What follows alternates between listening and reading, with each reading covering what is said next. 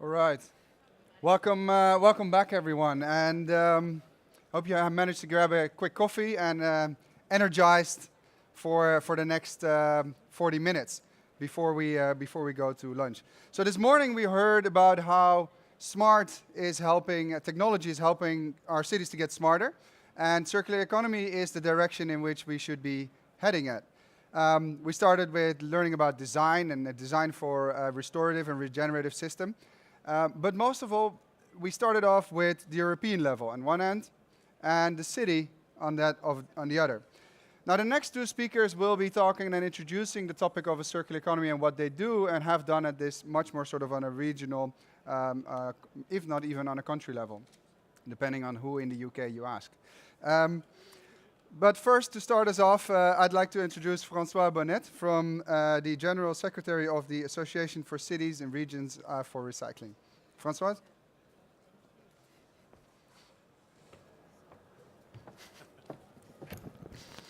With two? Yes, I need two? Okay. So, good afternoon, everybody. And I'm really happy to be here with you and with nearly all my board. So I have to be quite good, I think. So I will present you briefly what we are doing within ACR+. So it's an international network existing since more than 20 years. And it's quite interesting to know why we created, I mean, not me, but our former president, this network, because in '94 we had new EU legislation regarding waste packaging. And for municipalities, it meant that they had to implement selective collection schemes on their local territories. And we started like that. Okay, we will meet, we will exchange good practices, information, in order to be able to improve our systems. And it was the start. But since the beginning, and I will show you later, we were in mind two things: that we needed to reduce the waste production in our territory, that prevention was the first important and the priority of all our public policy, and also that we needed to work on a multi-stakeholders approach. So since the beginning, of course, we give services to public authorities, but we welcome also other stakeholders like private companies, consultancies, or NGO within the network. So you have an idea a little bit on how our membership, Zero Waste Scotland, but also cities like Madrid or Barcelona or Paris, or private sector like Suez Environnement. You can find all the list, the complete list on our website. So as I mentioned, since the beginning, we thought that waste was a resource and that we should promote in our public policy prevention before anything else. And we know that it's not easy, and so we thought that since the beginning we were quite promoting a lot circularity. But it's not enough, and we in 2014 we took the advantage of our 20 years anniversary to reshape a little bit our vision. And we thought that, okay, yeah, the circular economy is coming. We are well aware of this, but we need to, it's not only a question of waste management, it's much more. So we need to broaden our scope. We need to have a clear vision, because we are really convinced that we are not in a system optimization, but in a real system change. So we have to work towards circular economy. This is an economy in transition.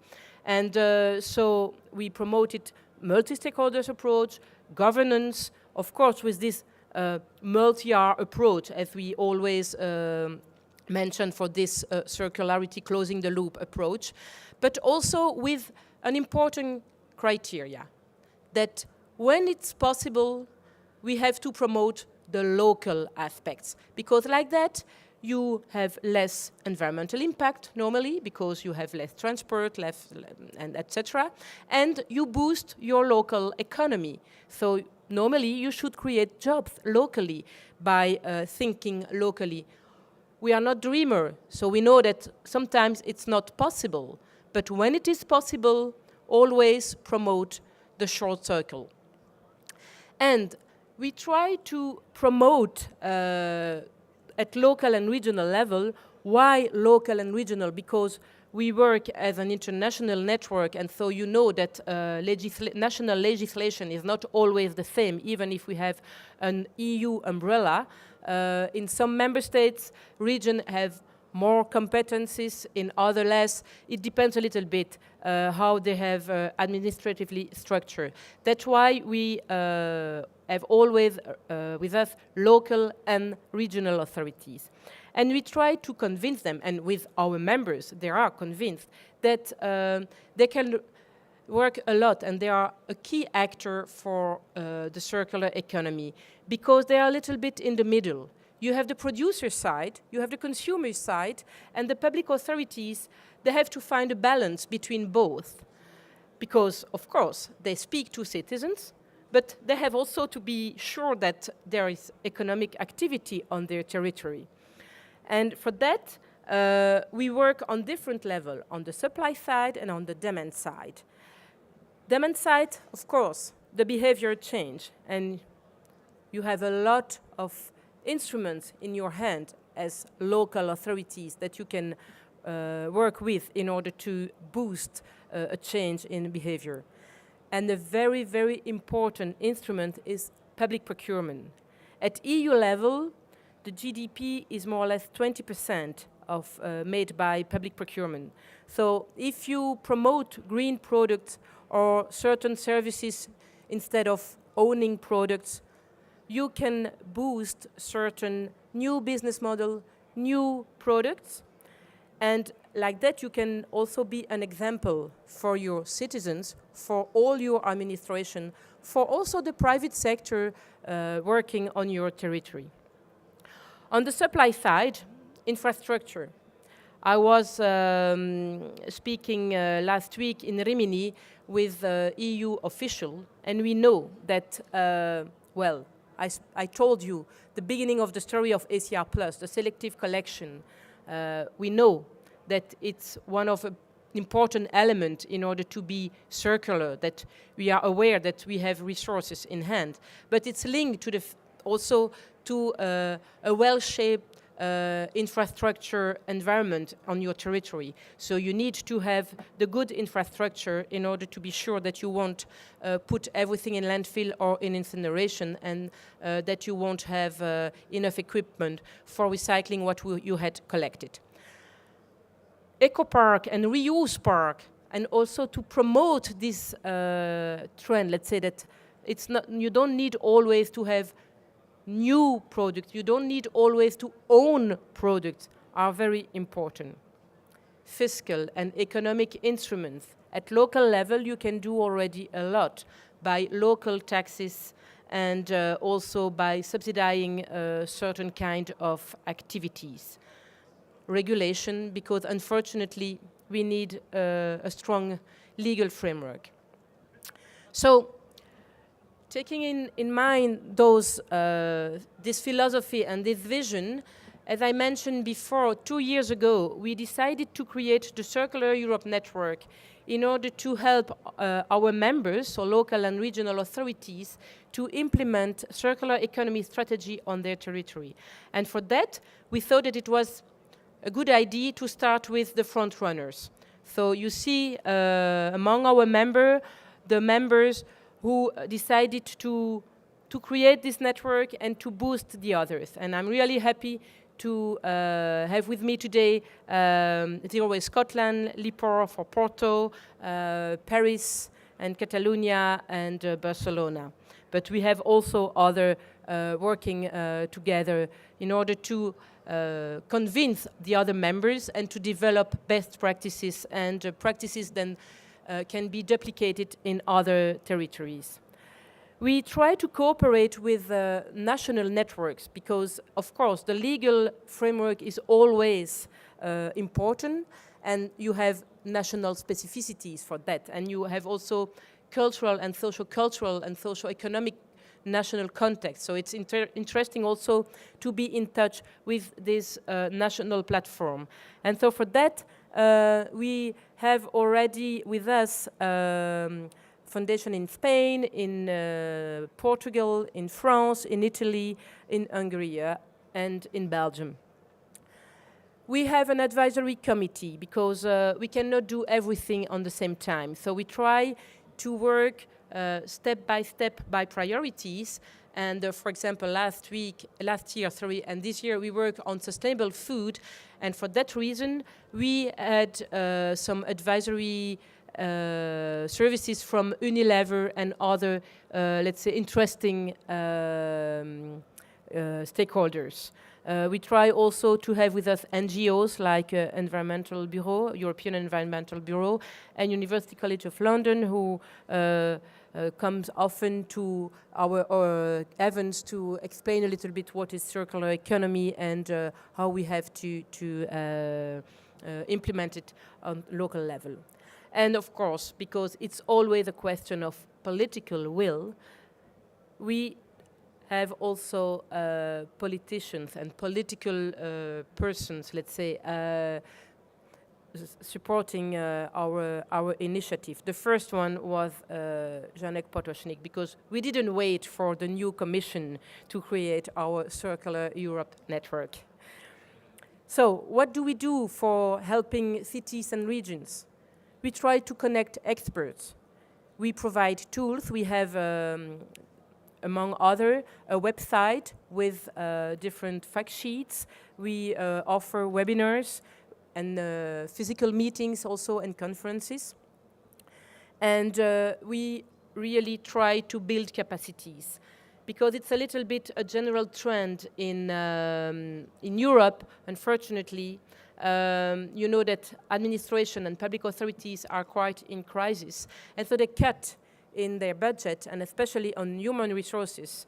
And, but we need strong public authorities, as I mentioned before, to be the balance and to cooperate and to put together all the stakeholders. Because, yeah, normally we are quite stable, a stable partner. So it's important also for the private companies to be supported by public authorities. And so within public authorities, we need to be aware of this concept. We need to be aware that we are key actors. And it is what we try to do with our network. So the first thing that we did already more than 1 year ago, we published general guidelines for circular economy planning in order to demystify a little bit the concept and to show also to very small cities or area in a city that they can be circular and they can be part of this big transition. And these guidelines are already available in, of course, in English, in Italian, in Catalan, in Portuguese, and in Spain, and hopefully in French very soon. So, as I mentioned, we have a website with more than 150 fact sheets explaining a little bit what the front runners are already doing.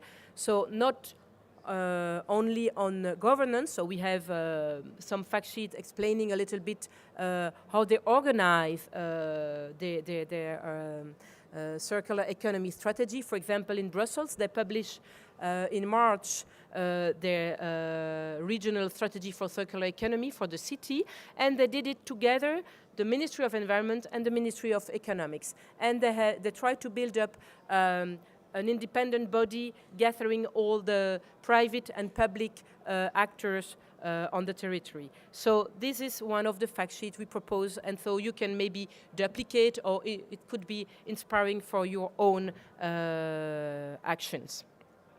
And so for this year and next year, we will publish guidelines on sustainable food. Of course, we will increase our fact sheets on best practices. And a very important thing is also indicators for monitoring, because we invest public money on those strategies, and we have to see if it's efficient, if we need to change something or not, and to see the improvement. Last slides before I finish. Well, two, sorry.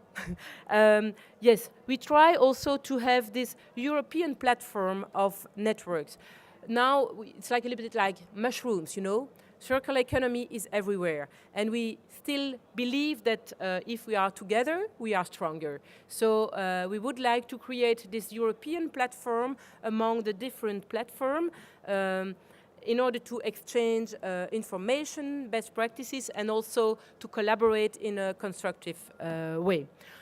Of course, we involve our members in European projects because in these trends, we are convinced that innovation is key, and especially digital world has to be linked with this new trend. So we try to put together our members with also academics and consultancies and researchers to see what can be done on a city or a regional territory.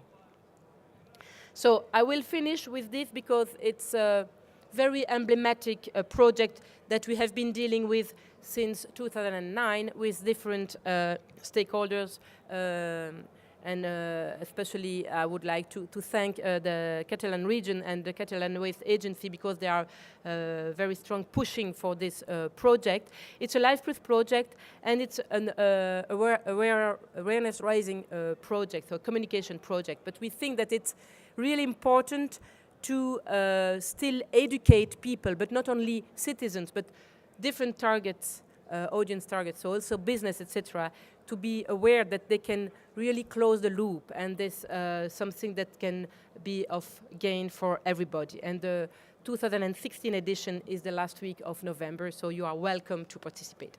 Finish. Gracias. Thank you, Francois Burnett.